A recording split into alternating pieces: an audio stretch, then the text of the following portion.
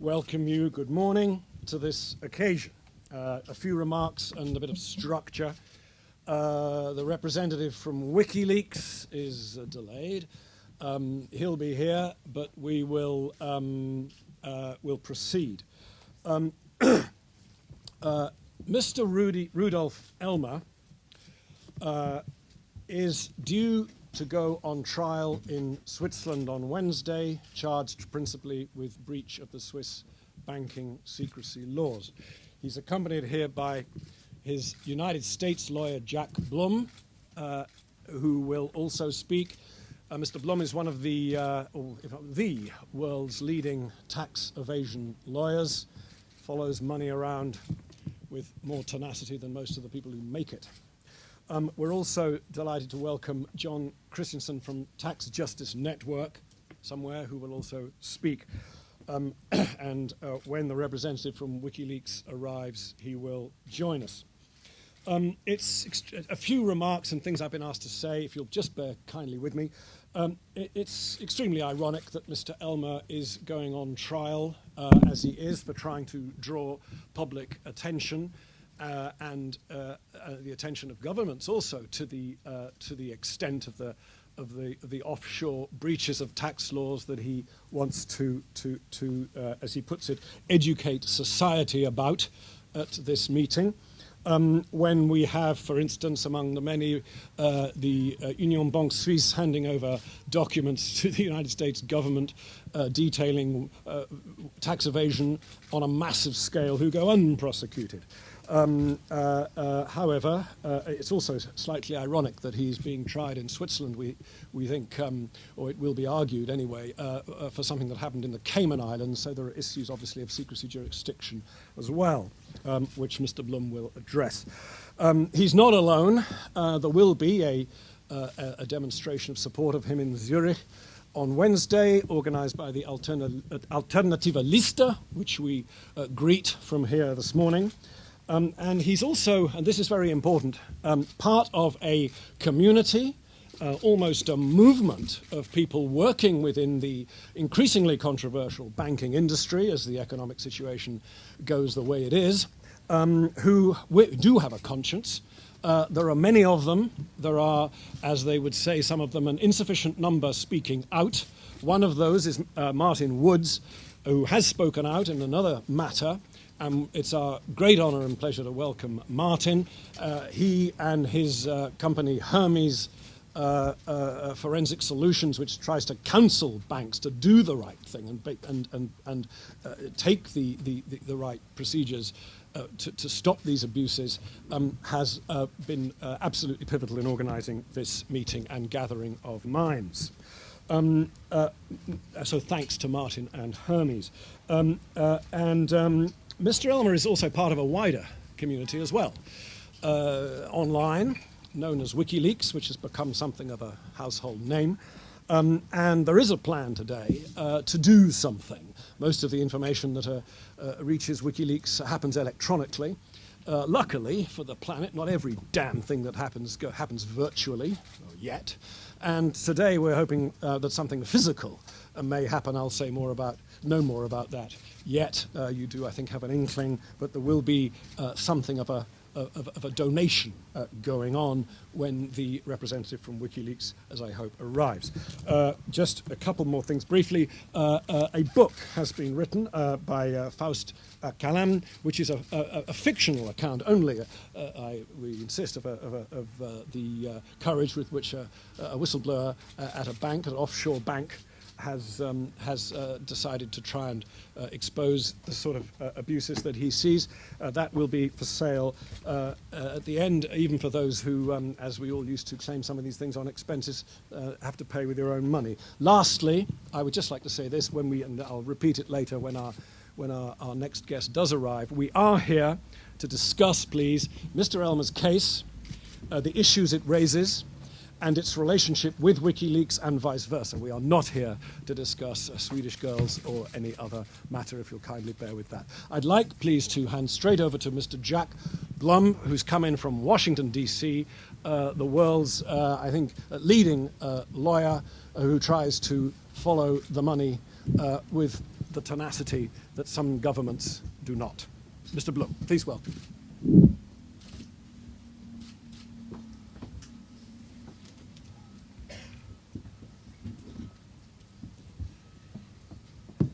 Good morning. It's a pleasure to be here this morning.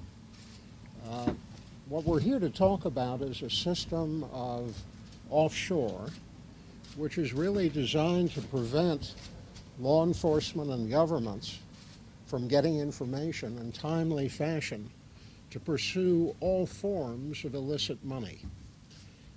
This morning, you are all reading the accounts of what's happened in Tunisia. An organization I'm involved with in the United States, Global Financial Integrity, has estimated that $1 billion a year have disappeared in illicit financial flows from Tunisia. One suspects that that has more than a little to do with the terrible problems faced by the Tunisian people. So the question is, where did the money go? And the money, in all probability, went to a secrecy jurisdiction, and a secrecy jurisdiction that will make it very difficult for anybody, whether from Tunisia or any other country, to follow it and get it back for the Tunisian people. So why do we allow a system like this to operate? Why do we allow some countries to make a living by hiding the tax money that has not been paid, by hiding money that has been stolen, and hiding money that has been derived from various other kinds of crimes? I think the time's come for an end to that system and real openness. Now, there's one other point I want to make. Recently, the Swiss have signed various agreements with other governments that say, well, we'll give you a withholding tax payment in lieu of telling you who's hiding the money. I believe that that is a terrible mistake because first it allows the Swiss to set the tax rate. So they say, we'll withhold 30%. That means nobody can tax more than 30%. Secondly, it protects the people who have their money there from inheritance tax because the Swiss haven't said anything about withholding inheritance tax. So these are real issues that have to be considered. And I think what Mr. Elmer is confronting is the full pressure of the Swiss banking fraternity, which would rather not have any of this discussed. And we perfectly well understand why. So without saying anything more, I'm going to turn the floor back to Ed. Thank you.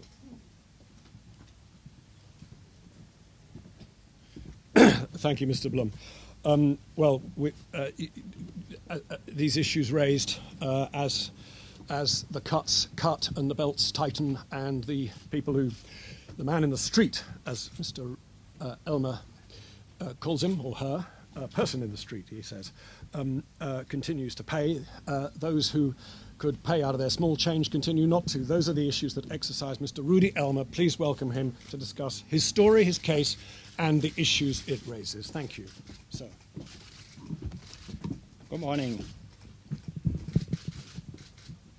I would like to tell you the short story first about what happened to me, and then the second part will be then about the real matter. Now, the short story is, and it's a very simple one, I was in the Cayman Islands, and there was a kind of a mouse tail.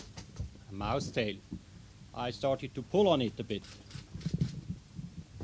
and it got bigger, the tail.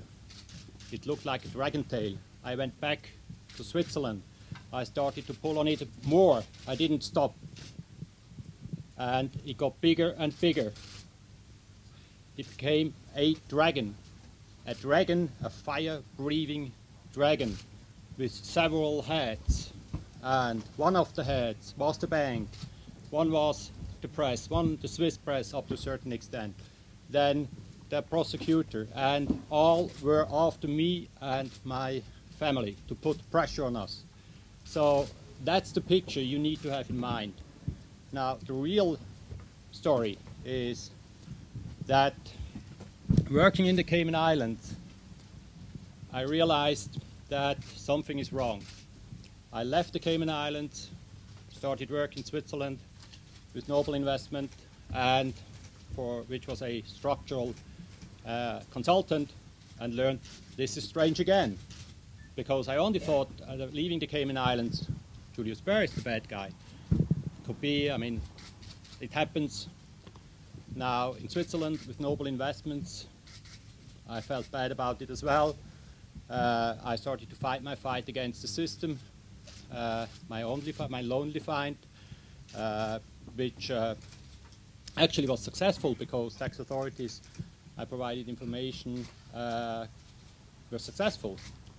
But it ended in a matter which led to that I was put into prison for 30 days for violating Swiss bank secrecy. And the thing there is, after that 30 days, there was so-called meetings with the bank, and they tried to get the case silent. So I was offered money.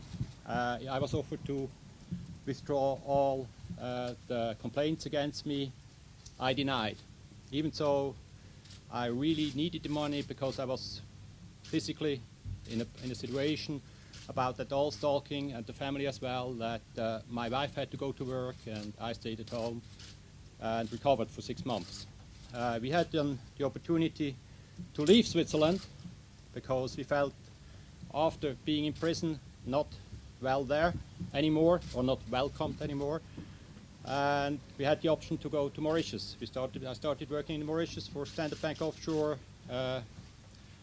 and organized or helped to set up the shared service center for trust and companies.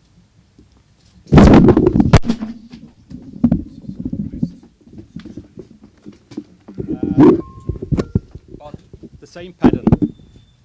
I was in the same industry, the same observations I made, and even so I still started to fight my fight in Switzerland, because I thought there will be a point in time that the prosecutor will allow the federal tax authority to review the data I've had at the home. But that didn't happen because the bank intervened. The data was not investigated by the federal tax authorities because they couldn't. Then we had some pressure in Mauritius as well, and I felt, what can I do about it? I couldn't, because I tried to approach tax authorities, some press as well, during my fight, and every time the name Julius Baer appeared, there was a no-show, no-go. And I was close to giving up. A friend of mine told me there is Wikileaks. I looked at it and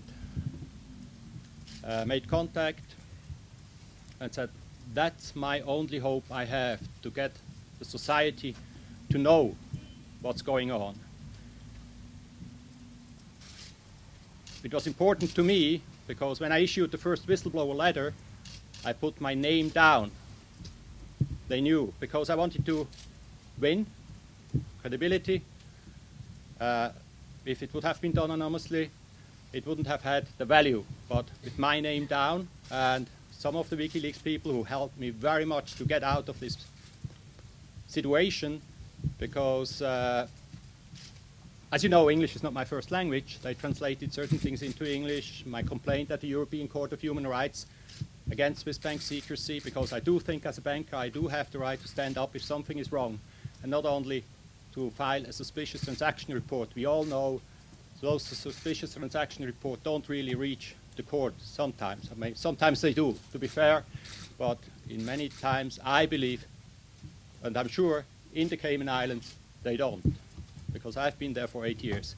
So I felt, at the time then, I was a kind of an expert in offshore business. I have been there. I have done the job. I know what the day-to-day business is. I know how much is documented there and how much is not. And I think that's exceptional because I'm against the system. I know how the system works, and I know that from a day-to-day business. So from that point of view, I want to let society know what I do know and how this system works, because it's damaging our society in a way that money is moved back away to, for instance, from financial institutions, multinational conglomerates, high net worth individuals. The money is hidden in offshore centers, or secrecy jurisdictions, technically correct. And we need that money even today in our society to make sure that we can educate our society to help people who struggle in their life. But at the end of the day, what I want to do, my messages here is about the offshore industry, what's happening there. And therefore, I took another step coming here, and do hope that Wikileaks representative will be here soon in order to give him some information, to express my gratitude, because Wikileaks was really the tool which helped me to get out and to tell the people what I think and what is important for society from my point of view. Now, important here is as well, we're going to talk only about offshore. We are not going to talk about individual companies or names or anything like that. We want to talk about the system. And that's why I'm here to make this press conference, and I'm awaiting the representative of Wikileaks.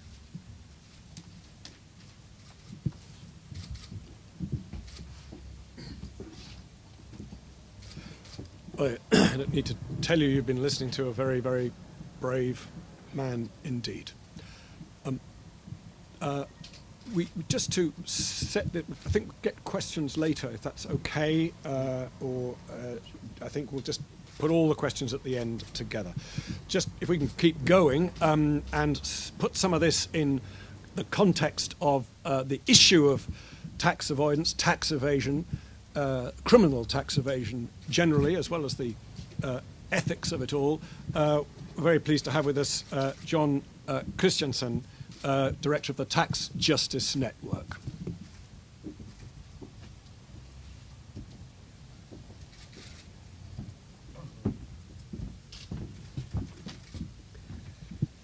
Thank you, and thanks to Rudy.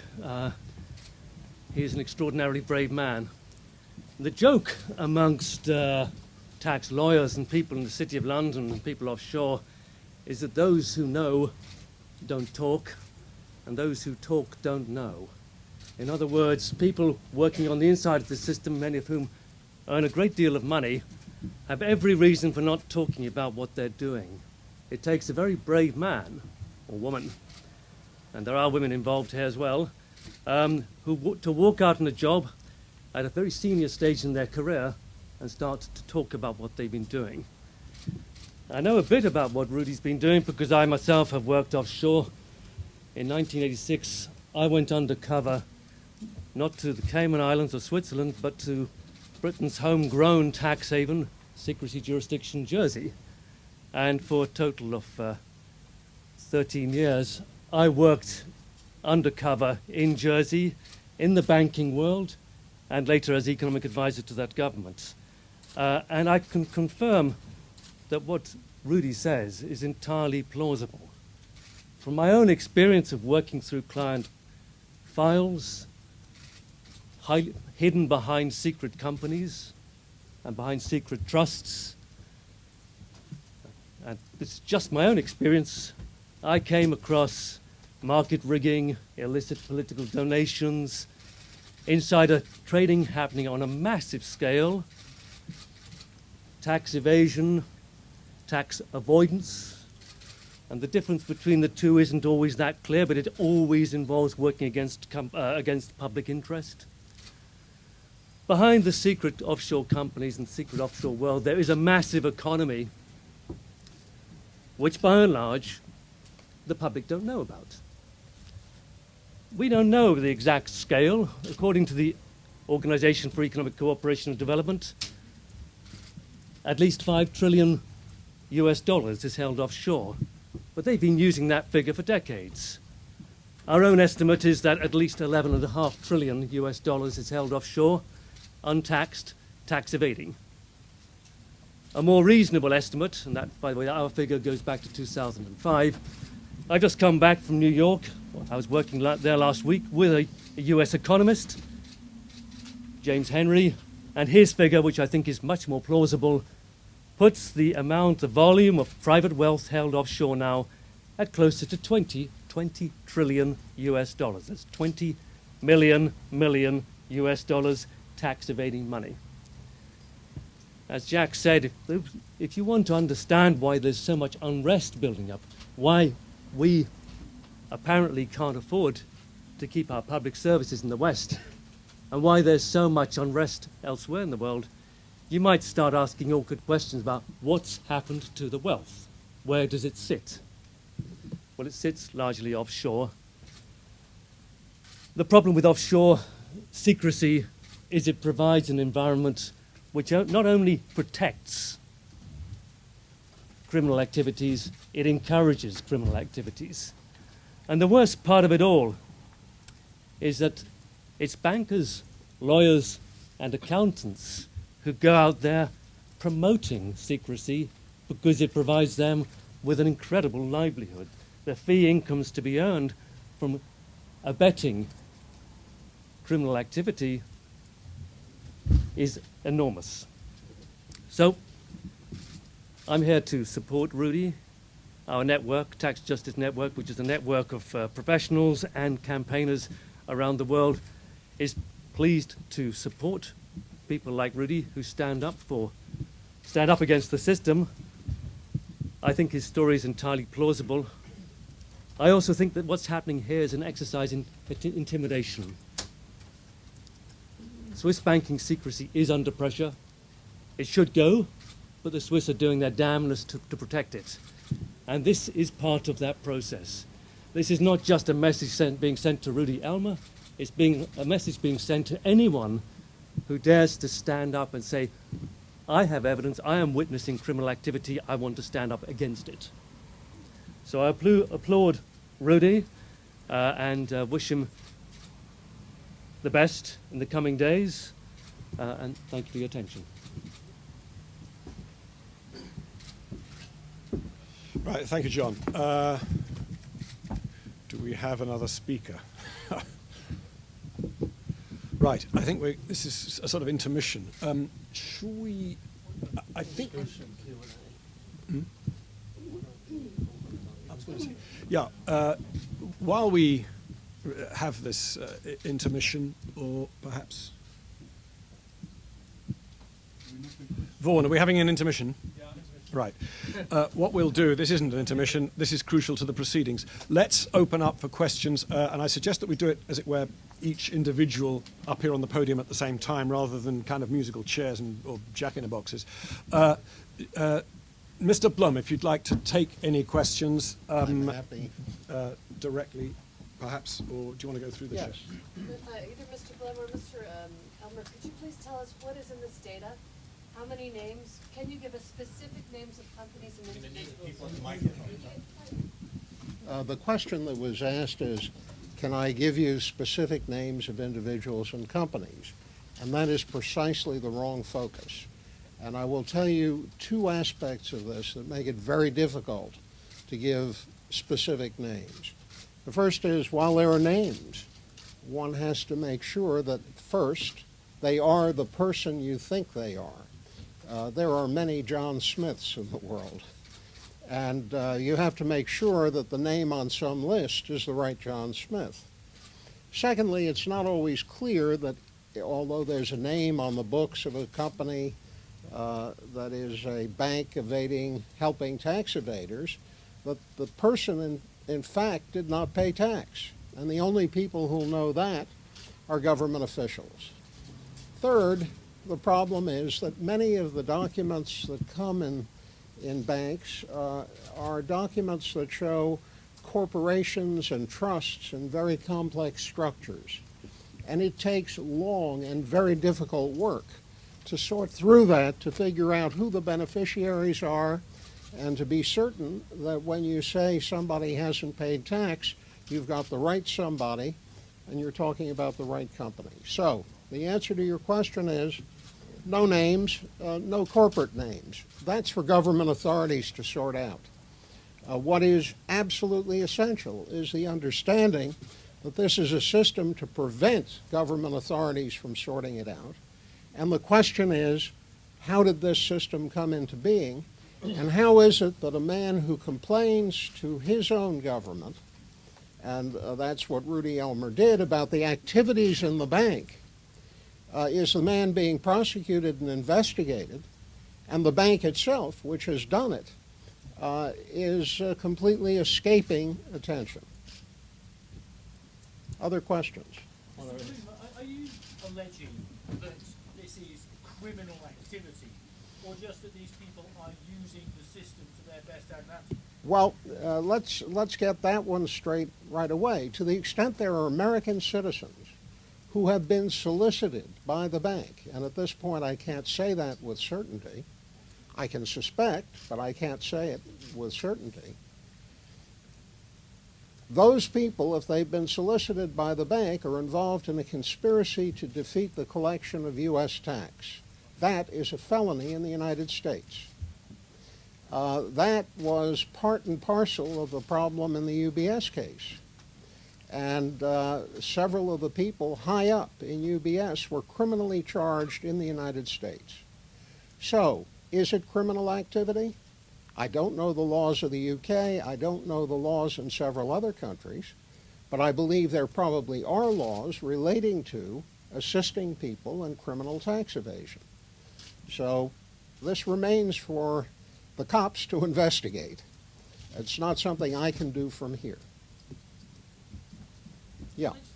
Since 2005, which is Right. year, things have changed. I mean, there's been the G20, the G8, there's been agreement between tax havens signing. Isn't it an old stuff? Well, let me say to you, the OECD set up a program of getting tax havens to sign information exchange agreements. That was one of the silliest actions that has come down the road in a long time. You know the kinds of problems you're dealing with when you get Jersey signing a tax information exchange with the Cayman Islands when neither of them has tax. The requirement of the OECD was sign 12 agreements and you get off the blacklist. So they all found other countries that were doing the same thing and signed agreements. Good morning, what's that all about? And it's imperative people understand that what we're dealing with here are fig leaves and not very thick ones. If you look a little bit, you'll find what I'm talking about. Now, as far as the G20 and the G8 and the G whatever it is, they're not legislative bodies. They meet, they have a grand time together, they issue pronouncements, and then when you scratch down to find out how much has really changed, you really have to wonder what's gone on. And I must say there are some places in this world where it's quite astonishing. We have the government of France strongly supporting doing away with tax havens. And then we have the affair Betancourt, which many of you know about, in which the wealthiest woman in Europe was holding her money through a Liechtenstein trust. And she's being advised on how to do that by the wife of a minister in the French cabinet. Yet at the same moment, the French cabinet is talking about how we have to do away with this system. I haven't seen anybody prosecuted in France. Perhaps you have. I hope someone can inform me about it. But at the same time, the French government proposes severe cuts in social services, pensions, and it talks about how it wants to collect tax. So that ought to, I think, explain why there's been more sound than there has been motion. Yes.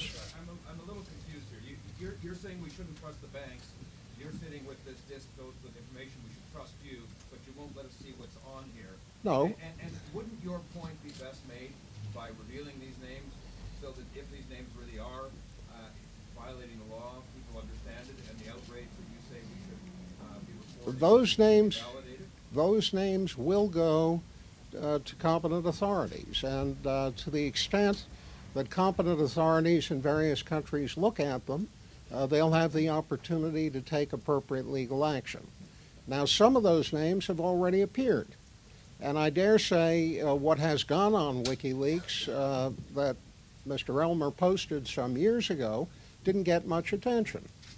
In fact, I don't believe any of the press corps would have paid any attention to it, but for the fact that the bank, and I say this advisedly, was dumb enough to sue to prevent WikiLeaks from putting the information up. And that, of course, caused a storm and caused many thousands of people who wouldn't have paid any attention to actually look at the data. Now, what I'm saying is I've had experience with this data. I don't want to be in the business of defaming somebody who's innocent, of saying something that is not true, and this is properly something to be investigated by the authorities. I assume, as a matter of last resort, if the authorities fail, the time will come when somebody might make a decision to go public. Sir, Yeah. following up on what you are saying now, the politics of this WikiLeaks now, instead of getting transparency Yeah. from government, gives to the government the transparency from the offshore centers. How viable is this? According to Tax Justice Network, or some of its collaborators, the state of Delaware is the biggest It's a offshore problem. center, the corporation. And obviously Vice President Joseph Biden is the great defender of Delaware. So how viable is the politics of Well, let me just say that I'm no fan of Delaware, and I, in fact, have testified at various committees where legislation is pending to force Delaware to change its state laws. Look, this isn't right no matter who does it. And I don't care if it's an American state, a foreign government, a dependency, a whatever. This is ridiculous. Let me give you an example. I come on and off airplanes here in London. Heathrow Airport is covered with ads for a large UK bank, which says, we can be your local banker anywhere in the world. We're seamless. And that's true, unless you're a cop, in which case they're made up of hundreds of separate corporations and banks.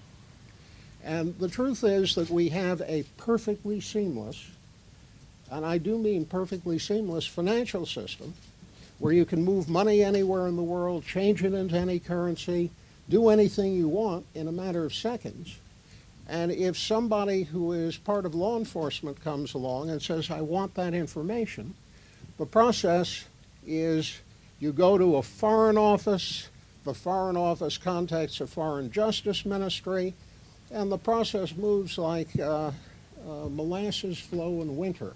It just doesn't move. It takes 6 months to get the tiniest bit of information, and that's in major criminal cases, to the extent they'll give it to you. WikiLeaks has been accused of being anti-American, but obviously all countries are possibly guilty of breaching these laws or certainly taking advantage of them. What is the reach of the documents that were handed to WikiLeaks today? Well, the problem here is a problem of open democracy and the ability of citizens to really understand what's going on.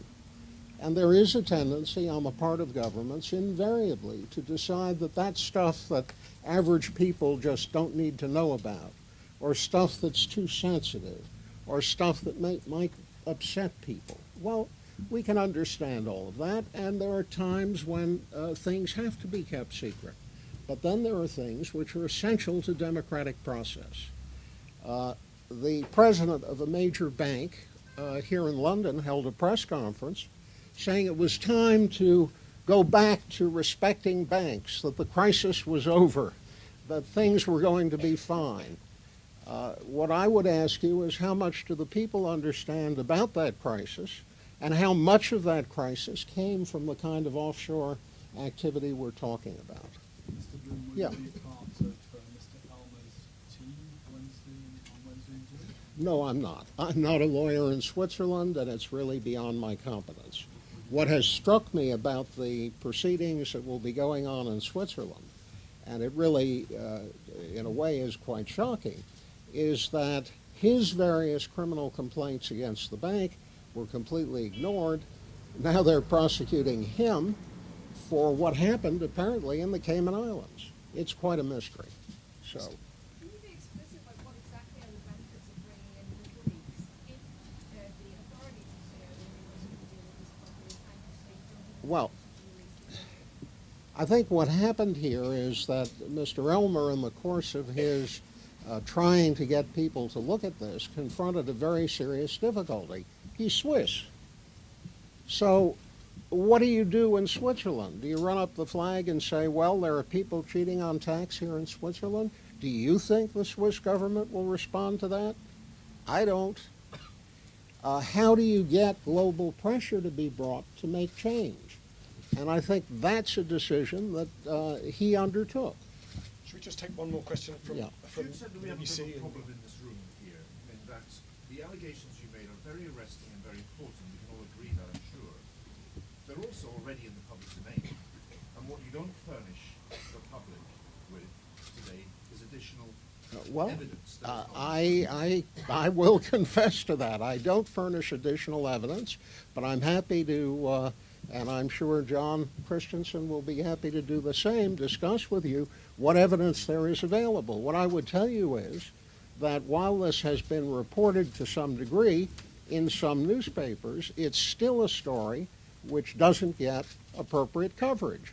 The linkage has yet to be made by most citizens between the cuts in social services and the financial skullduggery we're talking about.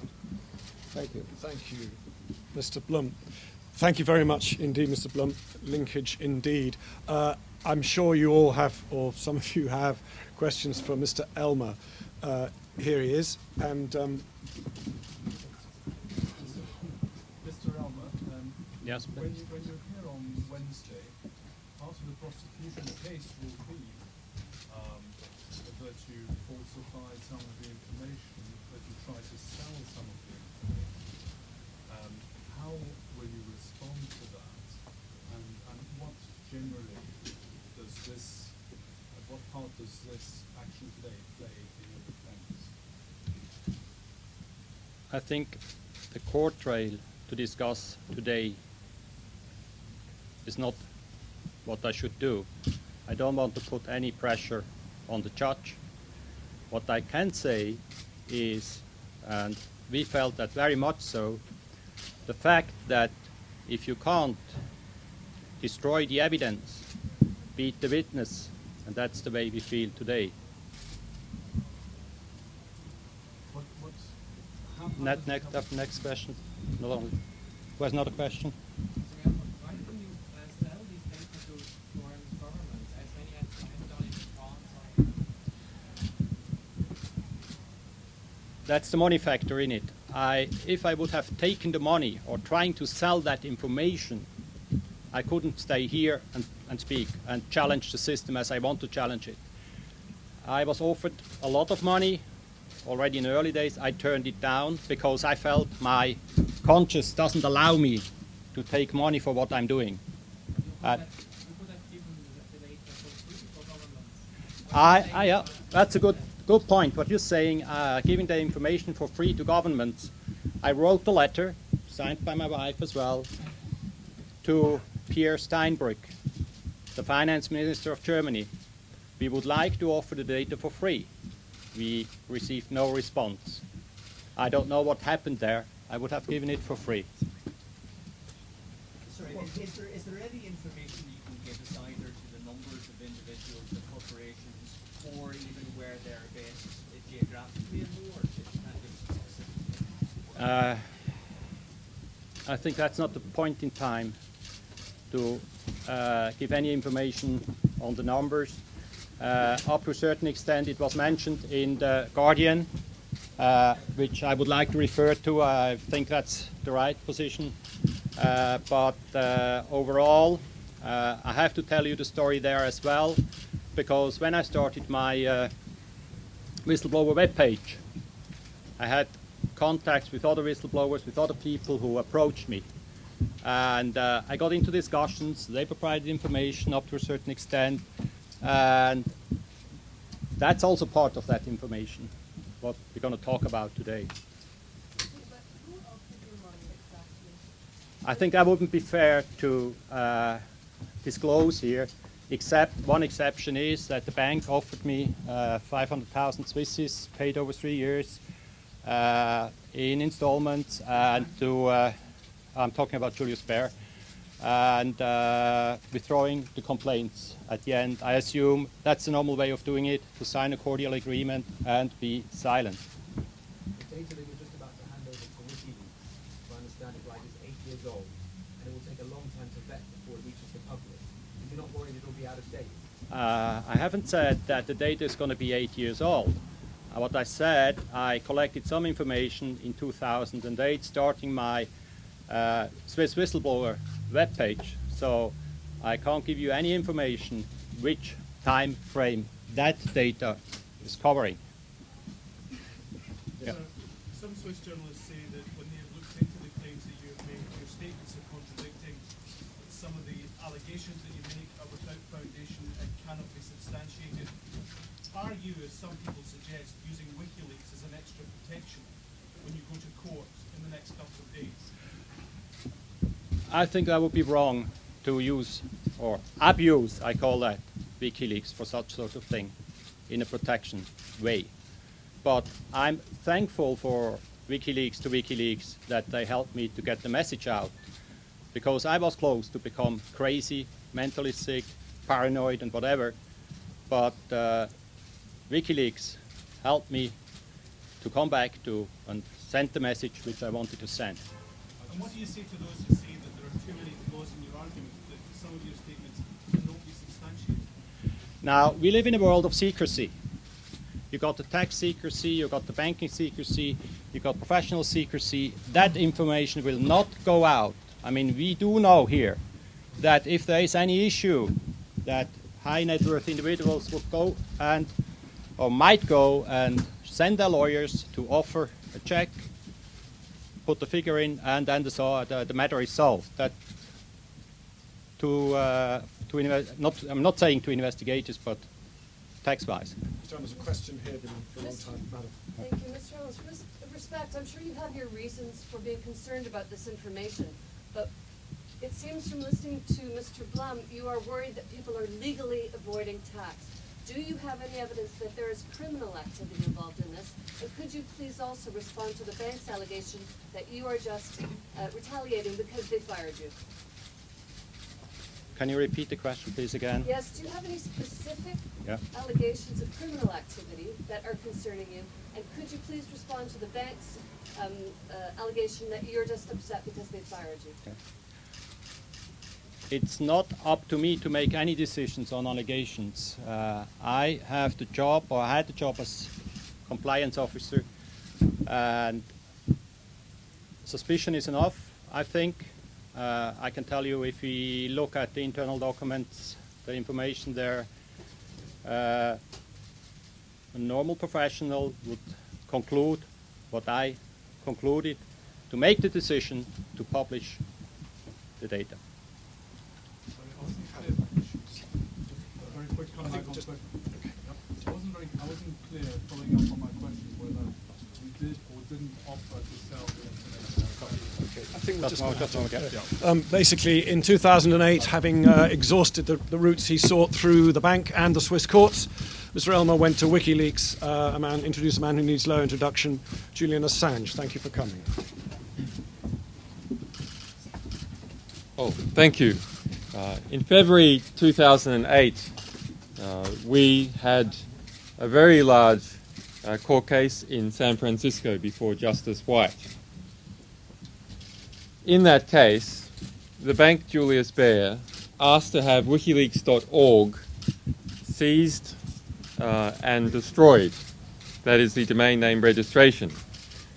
It was able to do that because the domain name was registered in St. Paulo through a domain name registrar called Dynadot. Of course, we had many other domain names which were present in order to deal with Chinese censorship. And this was our first understanding that the techniques that we used against Chinese censorship were also effective against Western censorship.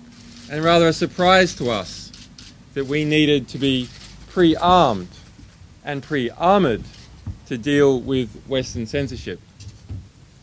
In the run-up to that case, speaking to my lawyers about the documents from Bank Julius Baer, their view was that, given the allegations made off the record to them by the bank, that perhaps this wasn't the first big case that we wanted. Perhaps that was not the case that we should take.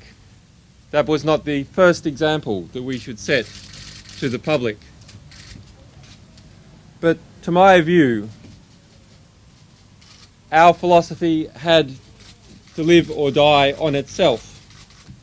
And if it was wrong, then our organisation needed to also be proved wrong or ineffectual.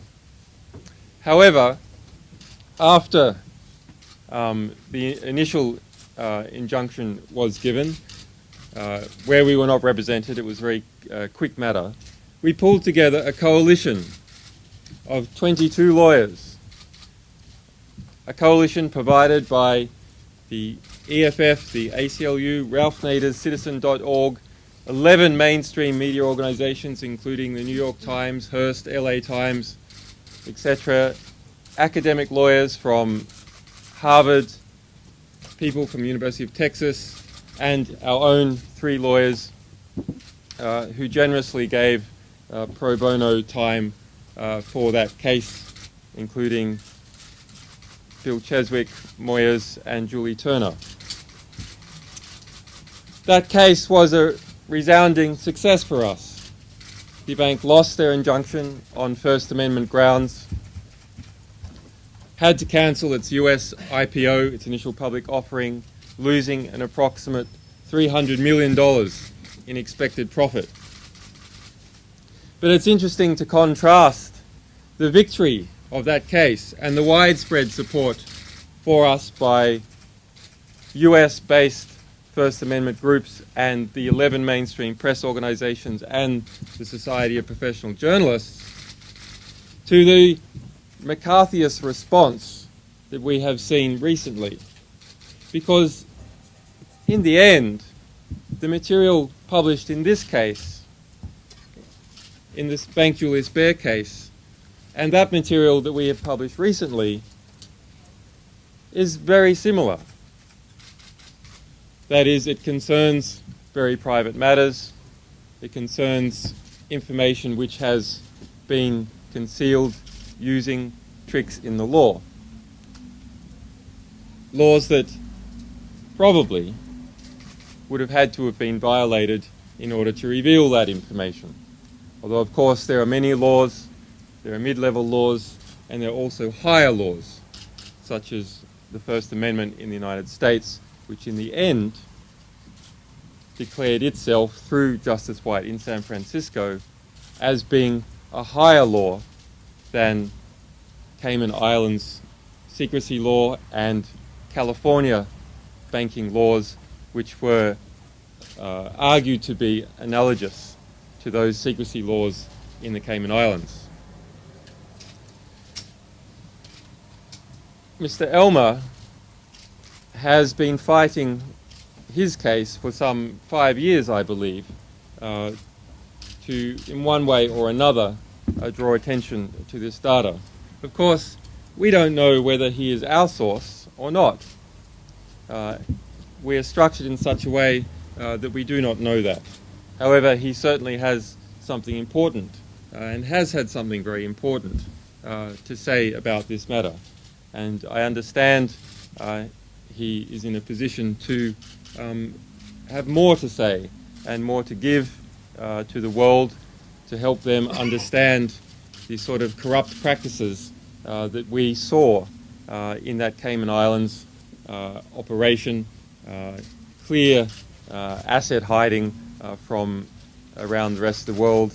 For what purposes is a matter of speculation in each individual case, whether it be for tax evasion, to hide the proceeds of criminal acts, to engage in asset protection for people from people in countries where they are about to fall out of political favour, perhaps rightly. All those matters were part of the Bank Julius Baer material we released previously, and I expect that there will be similar revelations to come.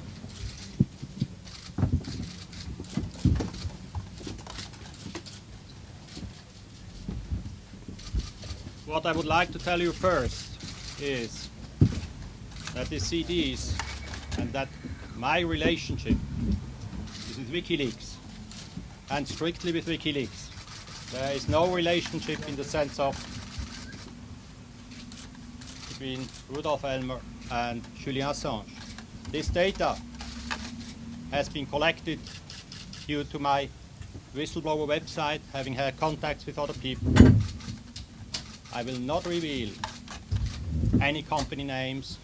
I will not reveal any high net worth individuals. What I want to do is to hand this over to Wikileaks, and I say that again, Wikileaks, in order to have it investigated and making a decision on it. It's a similar thing. It's a similar thing as the first whistleblower letter I wrote. My signature was under the first whistleblower letter. So I'm taking the responsibility for this, and the same way as I did with the first whistleblower letter, again with those CDs. Mr. Assange, can I ask you, Maybe I have another point. I have another. Yeah. Will you tell us the names of the people and the corporations? Will you put them on your website? Will you tell us who these people are? We will treat this information like all other information we get.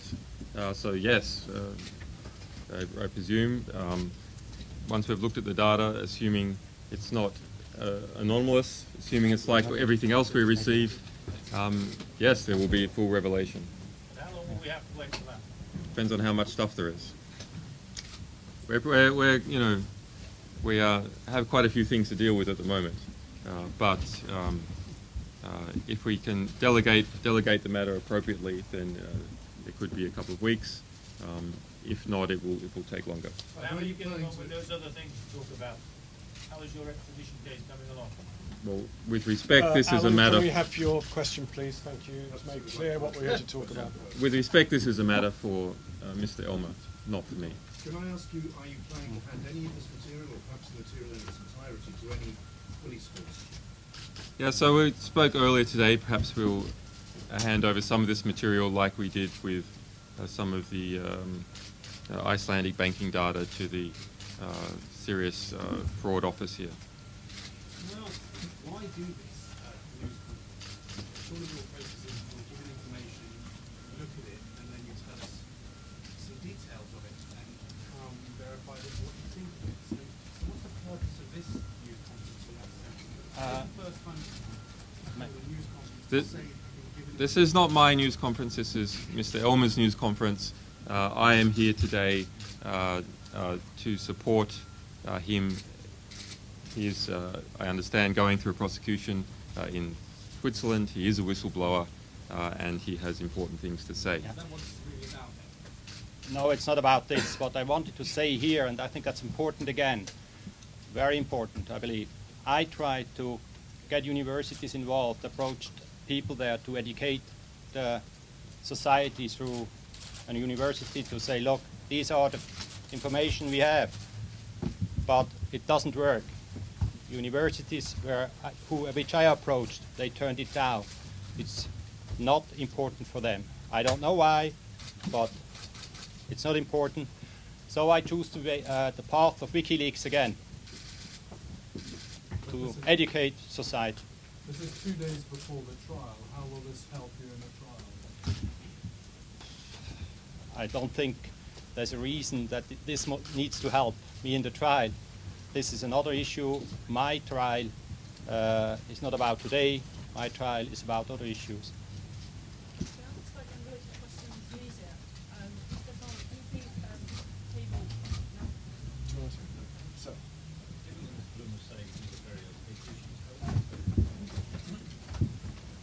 How will we verify the information? I mean, like we always do.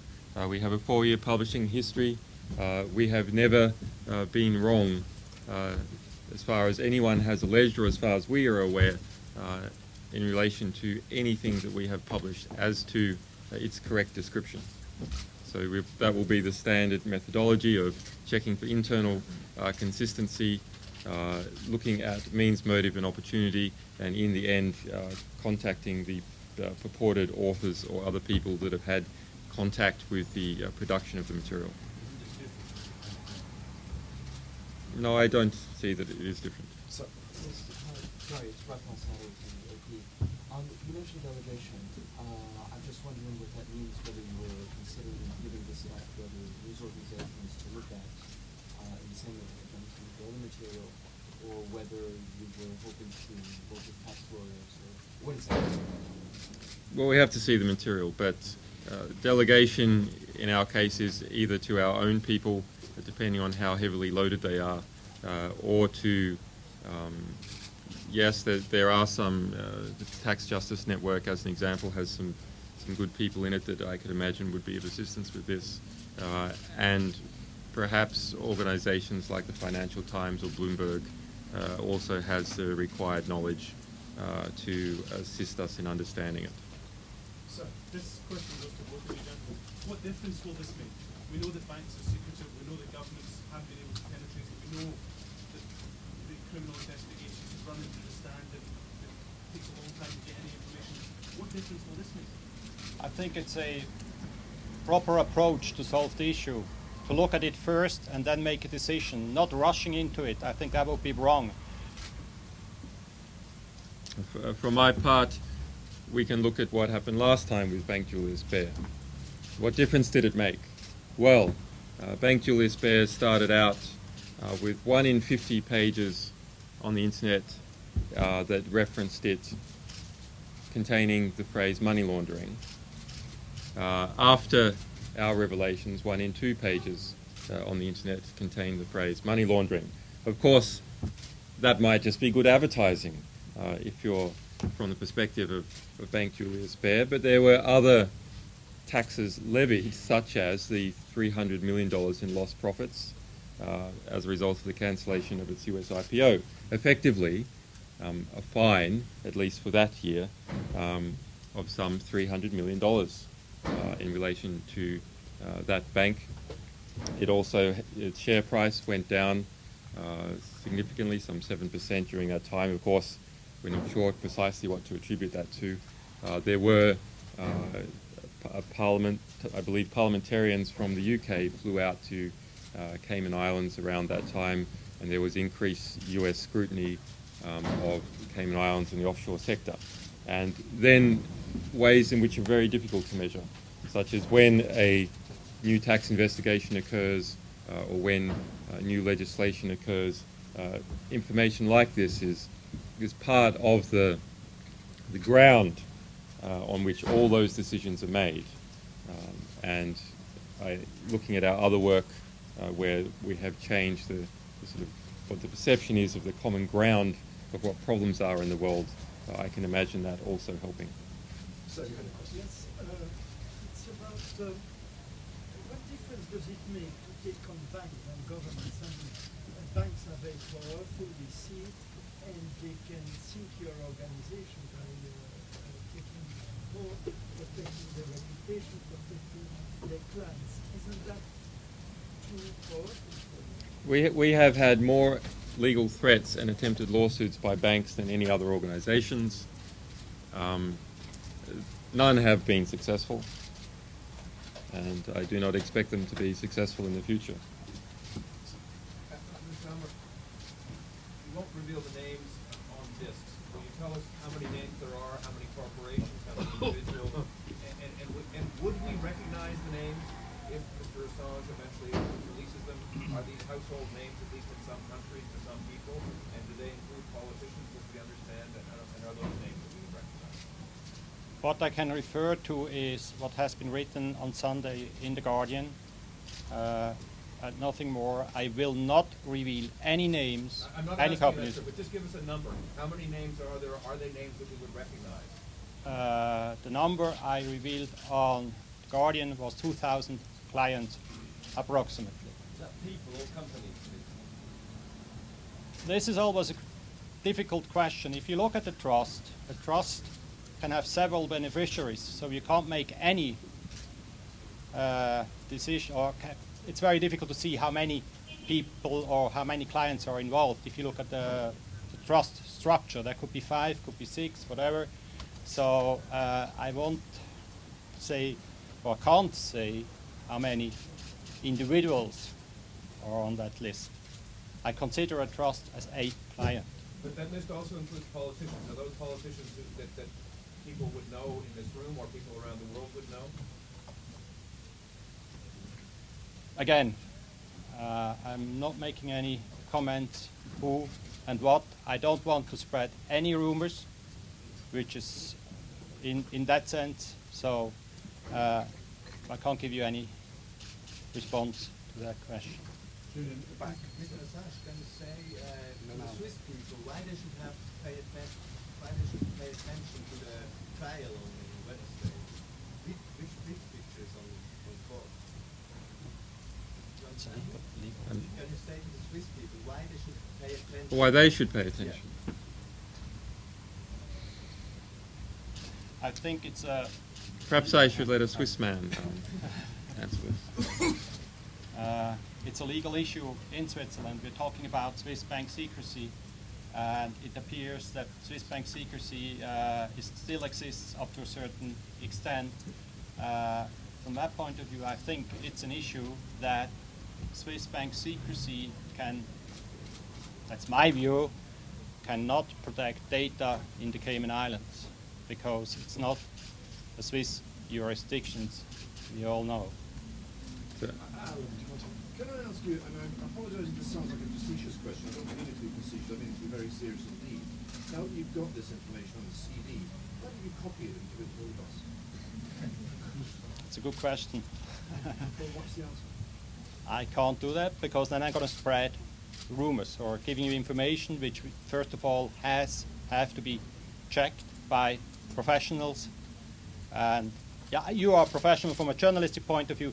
I'm a professional as an accountant, but I'm not a professional as an investigator.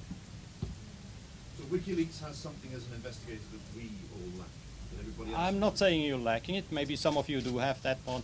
But I think I want to go the safe route. I want to go down the road of the fact that that professionals look at it, and that's it from my point of view. And can I ask Mr. Assange the same question, please? Why send it to us rather than just going to Guardian, say? Well, now that you've got us all here, why can't we have the information as Well, legitimate yeah. question. So what we have found, first of all, that obviously sources need protected. This may or may not be an issue in this case. I suspect that actually it is an issue, in that Mr. Elmer says that some of this material came from other people. There may be hidden metadata, as an example, in this material. So the sources will need protecting before the information is passed out to others. Also, we have developed expertise in and a philosophy of scientific journalism, which is making sure primary source documents are available to the public to keep the press honest. Because good journalists write honestly, but we all know that there are opportunists that twist and distort and hype up material, and as a result distort the historical record on which all our political decisions are made. So primary sources must be available at the same time news stories are available to permit honest journalists to rise high and dishonest journalists to struggle. Colleague from Norway and then behind the camera, please. Trond with a Norwegian Business Daily. Sir Elmer, one question about the Swiss media. Could you just explain a bit how do you feel you've been treated by the Swiss media compared to foreign media? And to Mr. Assange's question about banks, Visa and MasterCard are still banning any donations to the police. So just address that one. Do you have any new information on that? I'll let Mr. Elmer go first. The Swiss media, I wouldn't like to generalize at all. I mean, there are good and excellent journalists as well. But in my case, shall I say, strangely enough, I was accused or was written about me that I'm a paranoid person, a mentally sick person. Nothing was written, or very little, no, I think fair to say nothing about Julius Baer, what I'm saying. The Swiss media, and again, I'm not talking it generally, but many of them saw in me a betrayer, a mental sick person. That's, I assume, tactics, a strategical move to silence me. But unfortunately, or unfortunately, well, I wouldn't say fortunately, I survived that, and I'm here and stand up and talk to you about offshore abuse. I have a perspective on the Swiss media, having looked into that at the time and trying to understand, although some of this data had apparently been given to Cash magazine back in 2005 and perhaps some other Swiss media, nothing was written about the content. The stories were about that there had been a leak and that therefore there was someone to blame for there being a leak, but nothing at all about the trusts concerned or the individuals in those trusts.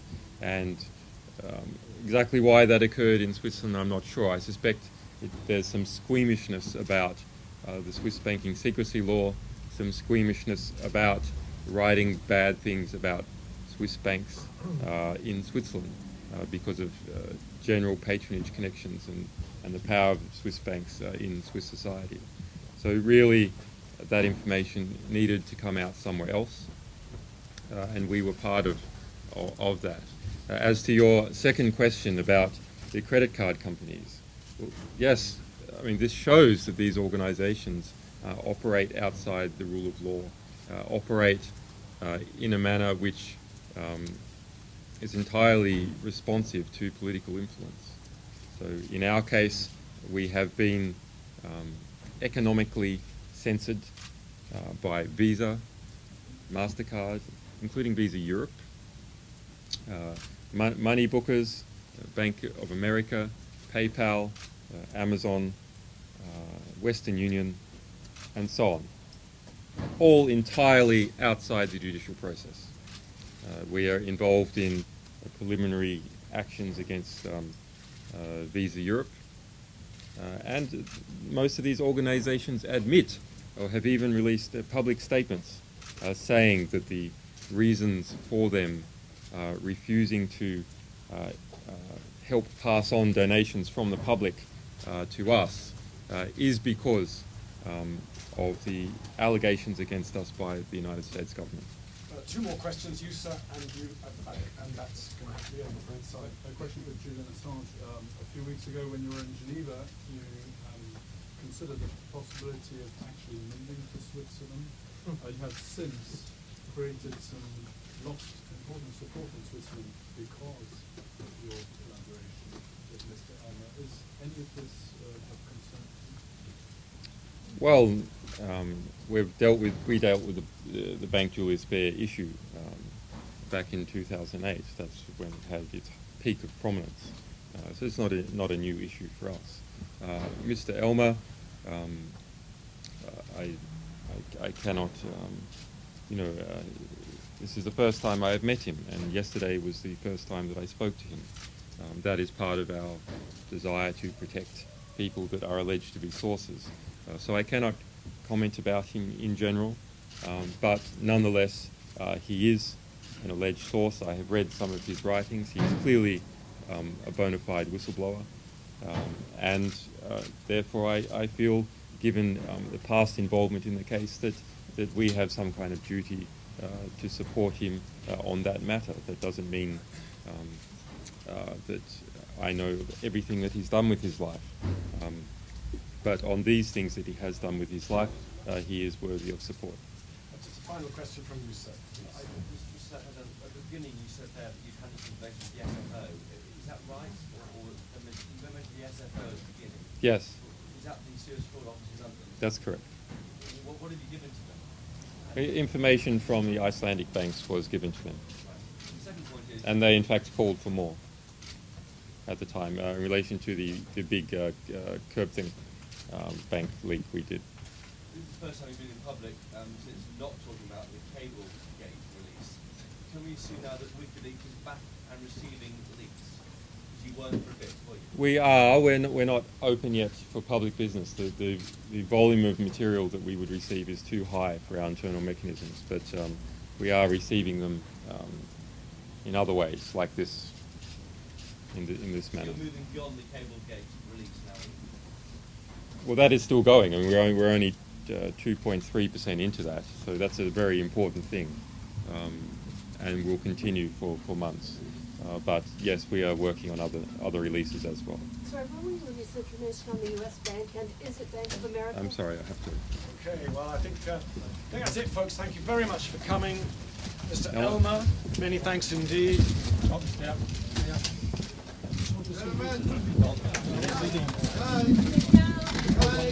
One each?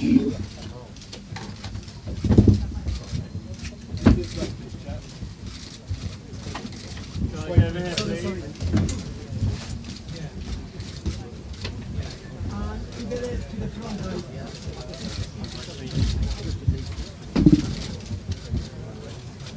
Okay.